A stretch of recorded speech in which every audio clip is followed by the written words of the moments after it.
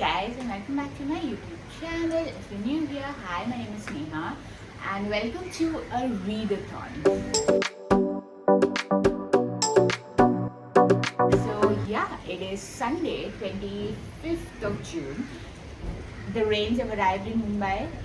It's actually just slowed down. It has been raining since morning, since yesterday actually. But I thought I'd just start this video because I want to do a 24-hour readathon, but in a different way. I never do readathons because I have a full-time job which takes up 10 to 12 hours every single day of my work days, and over the weekends I usually don't want to just spend my entire day reading because that's my downtime. I want to do other things, so that's why I've never participated in these 24-hour readathons. But I recently saw Kiara Foster's YouTube channel where she did like this timed readathon. Like she just ran a stopwatch for 24 hours and then she took breaks whenever required, but then she timed the slabs of time that, how many times can you say time in this video? But she measured the slabs of time that she would take to read and then stop the stopwatch and restart it during her next sit down. So that's what I'm going to do. Like I said, it is Sunday. It is Sunday morning. I've been here in my favorite reading spot, drinking a cup of chai, enjoying the rain for the last, I would say like half an hour. Yeah, like last half an hour. It's around 10:30 a.m. right now. And I thought I should officially kickstart this readathon. The book that I am currently reading and really enjoying actually is Intimacies by K.T. Kitamura. This is a book that I bought I think a couple of months ago. The story is about an unnamed interpreter of languages who moves to The Hague after losing her father. So she moves in a kind of like a fugue of grief. So she moves to the Netherlands, she starts working at The Hague, and right now in the story she is asked to interpret on a case with a jihadist, like a terrorist. I am about 80 pages into this book. It's a 225 pages book. I'm thinking I will most likely finish this today because I am a fast reader, but I'm also going to do that 24 hours thing. I started reading this last night, so I'm not going to count that because I want to do like a full week. So I'm going to start my timer right now and listen to some music and read and have a great time with this book. So I will see you in a bit.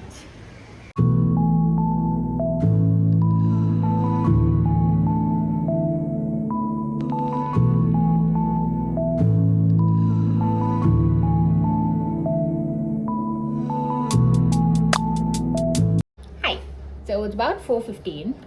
I have been reading today for, oh god, it went away. Wait, let me get it back. I've been timing it on my watch, and to show it to you properly, I've taken it out. So I've been reading for close to 2 hours, so 1 hour 15 minutes, and I'm very happy to report. That I've actually finished Intimacies by K.T. Kitamura. I've just finished this. It's been 5 minutes. So it took me 2 hours now and an hour and a half last night, so around 3.5 hours to finish this book. And I actually really like this one. So like I said, this is about an interpreter in the International Court of Justice, and she gets to be the interpreter on a case involving like a African president who is on trial for ethnic cleansing and human rights violation and murder and all of these crimes, grievous crimes. So she gets involved in this case, and she actually kind of creates a bond with the president as well, this guy that she refers to as the president. But when she is part of the trial, she hears about the acts that he does, and it is her job to listen to the witnesses' statements and then translate it in a language which is accessible to the president. And then in case the president says something, she has to translate it back to the audience, so that she has that job of listening to both ends, and she also has the job of conveying the subtext and conveying the language and the tone of all parties involved, because it's not just a matter of words, it's a matter of emotions, it's a matter of tonalities and all of that. So I found it really interesting, and the toll that it actually takes on her and the bond she somehow manages to craft with this man who's by all accounts like an evil man, but who kind of like manipulates her to end up liking him in a way, I found really, really, really interesting. There are a lot of like really profound thoughts, and there's like a layer of sinister something throughout the book. She's also like in a new relationship which she's struggling to understand what the extent of the relationship with is. The guy is serious about her, is he not? Then she also kind of gets obsessed with this random act of violence and the victim of that act of violence. So there are like all these things, and then she's also in a new city which is The Hague.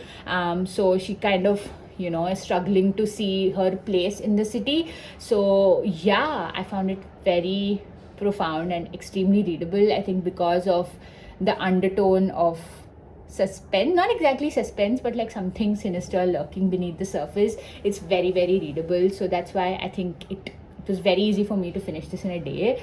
Really enjoyed it. I think I would definitely recommend this book to everybody who's interested in this art of interpretation and just language, and want to know more about this side of the International Court of Justice and all of that. Really liked it. So I'm gonna give this 4.5 stars out of 5.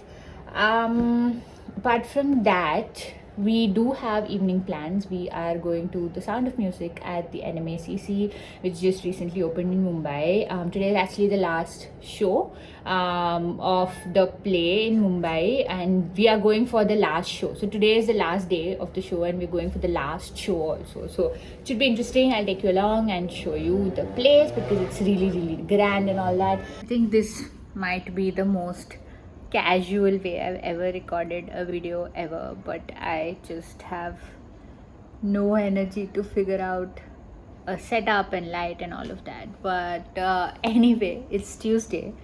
It is June 27th, yes, and I went to office, came back, went to the gym, died, came back home, and I just ate dinner, and I also washed my hair. So that's why it's like this. And I'm just sitting here, and I realized that I haven't updated you since Sunday. So Sunday we went to the new cultural center set up by the Ambanis. Went there to see The Sound of Music, and it was really, really, really nice. I didn't record anything of the show because it was strictly forbidden, and I was actually judging other people who were taking snippets of the show for their stories. But I did have a small little video of the theater, which is really well made, and it's really beautiful actually.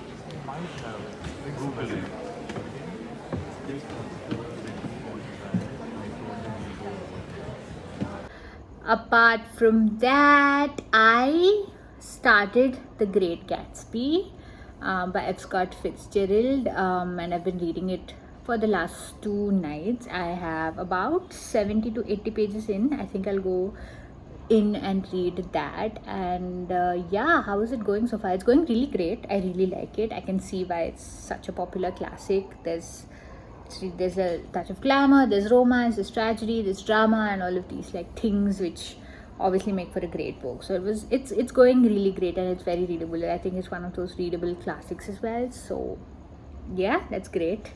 And yes, that's it. I'm very, very far away from 24 hours.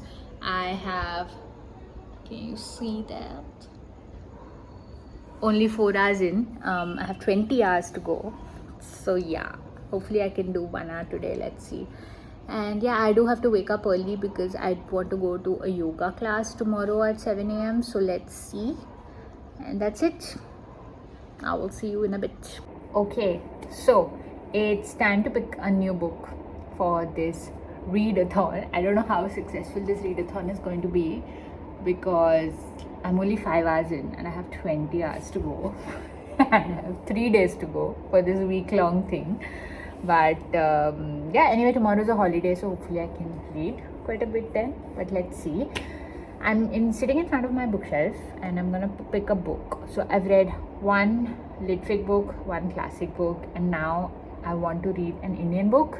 And I think my strategy for this readathon is to pick thin books because I just get such a thrill finishing books, and since I have so many unread books, it feels really nice to cut down that unread books one by one by one, you know what I mean? So yeah, I'm gonna pick another thin Indian book. So I'm sitting in front of my Indian fiction shelf right now, which, by the way, I showed in my previous video. If you haven't seen that already, do check it out. I've gotten some really great feedback on that video, and it's just very motivating to do this. So my options are Kabar by K.R. Meera. This is a partition book. Sorry, it's not a partition book. It's an Ayodhya book. So basically, it's in the setting of Babri Masjid and all that. But it is a courtroom book. And the first book that I read in this readathon was also like a courtroom book. So I don't think it's time to read this one as yet. What else? What other thin books can I see? Drop you? I'm sorry. I can also see The Living Mountain by Amitav Ghosh. This is set in the Himalayas, and it's about nature and people and tribes who live there, and tourism, I'm assuming. It's really thin, as you can see. I'm kind of tempted to pick this one up because I'll most likely finish it tonight. Yeah, it's 35 pages, but let's consider this. Another thin book that only in the recent video that I realized that I have completely forgotten about this one, and I should probably read it, is The Liberation of Sita by Volga. This is a Telugu translated book, and it is a retelling of Sita's story. So it's a feminist retelling of the Ramayana. So really interested to read this. I had read this a few pages and then I gave it up for some reason. So I think I'm gonna pick this one, and then this one I will see when to read this. So this one goes back on the shelf, and this one is the next read. So let's see how many hours it takes to finish this. Hello. So it is Thursday. It's actually June 29th, and we have a holiday today because it's Bakrid. So I do plan to read today, so that's great, and I do need a break from work because yesterday was quite stressful.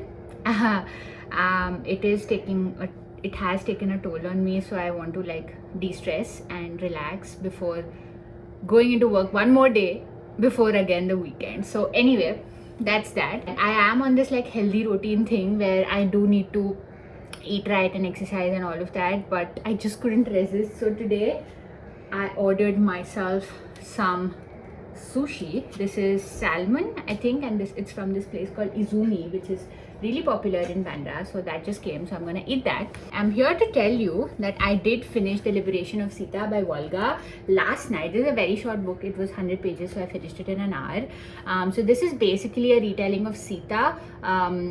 It's a retelling of the Ramayana from Sita's perspective. So it kind of covers Sita's journey, but it also covers the liberation of Sita. So as per the Ramayana, after Sita was rescued from Lanka, there was this, she had to go through an Agni Pariksha because a lot of people were questioning her chastity when she was in the control of Ravan. So she got through that Agni Pariksha and then she got pregnant. But then again, few people were raising doubts on her purity as such. Lord Ram sent her away to live with sage Valmiki in the ashram in the forest, and that's where she raises her sons, Love and Kush. And then this book talks about all the women that she meets in her entire journey, like Ahalya, like her sister Urmila. Then who else does she meet? Let me think.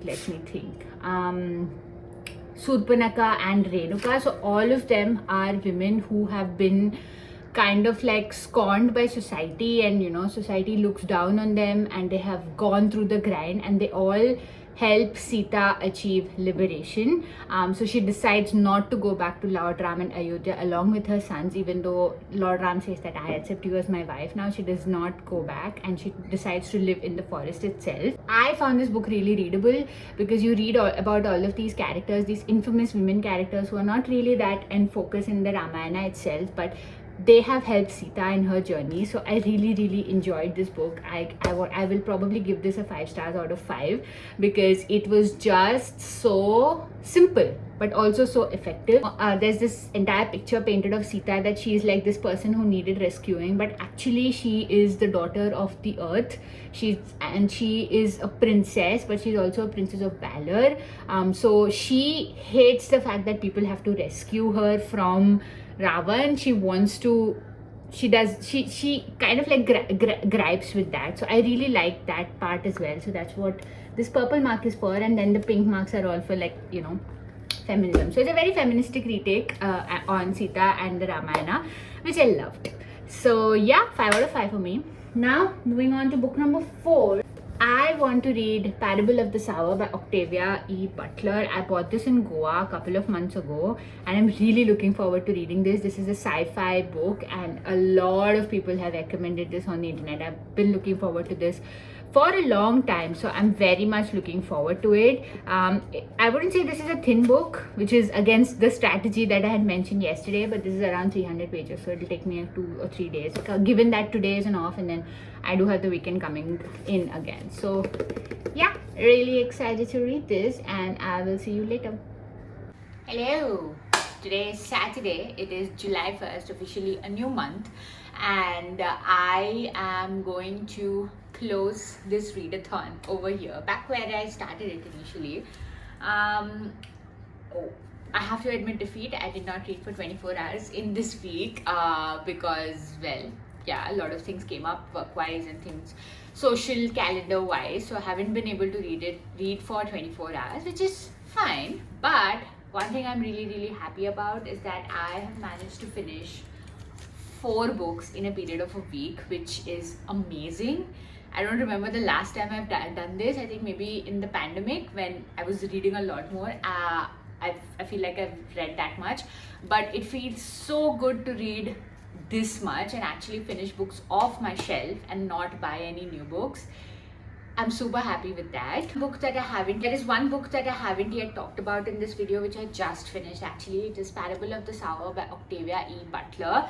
This is a dystopian book and I bought this in Goa a couple of months ago. So this is basically the story of how in 2024, I think, which is technically next year, but this book was written in the 80s. In 2024, the world is climate change has happened, there's chaos in the United States, people are scavenging, they're fighting, there's like violence everywhere, and there's this one black girl, her name is Lauren Ulamina, and she has like this empath syndrome, like she feels the pain of others but she also feels the pleasure of others. So what happens is that she sets off on this journey and she sets off on this kind of like discovery, self-discovery, where she kind of starts like this new religion called Earth Seed, and Earth Seed is basically about how God is change, and as whenever human beings accept that is their religion. So she because she lives in this community of people and then, you know, it gets plundered and savaged and she loses her family, but she starts her journey to the north of America, and she, like, you know, meets a lot of people who become her followers or become her friends and companions, and she tries to get them together and like form this community with the ideas that she thinks of. So yeah, I think this was one dystopian novel that so many people were recommending, and this was one author that so many people were recommending, so I have been looking forward to this for a while, and I'm extremely ecstatic that I finally managed to get around to read it because I really enjoyed it. You know, it's one of those books that you start reading and the world is so compelling, the world that the author has managed to create is so compelling that you hate when you have to tear yourself away from it. It's not a pleasant world by any means, it's a dystopian world, but because you're so engrossed in the story and you're engrossed in what is going to happen next, that I hated putting this book away and going to work, or, you know, going out for a movie and going out to meet friends and things like that, which has not happened in a while. So I loved reading this book. I really do want to read the next book in this series. I think it's called Parable of the Talents, but I don't know when I read that, but I will, I promise. So I am so glad that I ended this readathon in this week with this book. But overall also, if you talk about the 4 books that I've read, all of them are so diverse, but all of them I loved reading. Each and every book, one of the books in this is nothing less than a 4.5 stars, which says something. And a couple of this book in particular, I've had on my shelves for a while, and I'm so happy that I finally managed to get to it. So I think the objective of this readathon was to just read and, you know, over a course of week and finish books, and I feel like I've accomplished that. So I'm super happy. It's been a great week of reading. Even though it is Saturday, I have a few hours left of this day. I do have plans for the evening and the night. So I'm gonna bring this readathon to a close right here. I was unsuccessful in the fact that it was not a 24-hour readathon, but I have been very successful in reading 4 books in a week, which is just so good. After a very long time, I've managed to get so much reading done. So I'm super happy for that. If you have liked this video so far, do check out my other videos. I hope you'll have fun with them, and I will see you very soon. Bye.